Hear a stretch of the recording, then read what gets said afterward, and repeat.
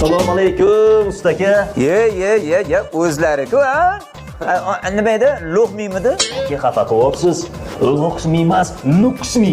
Luksmi qisqartirib luksmi deb qo'yganman. Balo deb nom qo'yib olsa, odam tili ham kelishmaydi-da. Aka, qisqasi menga bitta cho'tki kalla kerak. Ha, senga o'zi kalla suv bilan havodek kerak, uka. Mana qo'ygan postlarimni kuzatib borar ekansiz. Oxirgi qo'ygan postimni ham ko'ribsiz-a? Hozir blogerlarda bitta narsa moda bo'ldi. Mana podpischilar kommentariyada shart yozadi. Kecha menga bittasi yozibdi. Molni kallasidan bitta cho'tki qilib sho'rva qilib bering dedi. Ertalab turdim, gap bo'lishi mumkin emas dedim. To'g'ri mana do'konga kelyapman, do'ka. Seni chiqarayotgan mana videolaringni ko'rib turib, molni kallasichalik kallasi yo'q ekan shu bolani deb o'zimcha xayol qildim. Endi bitta gap uka. Bir gap aytaymi?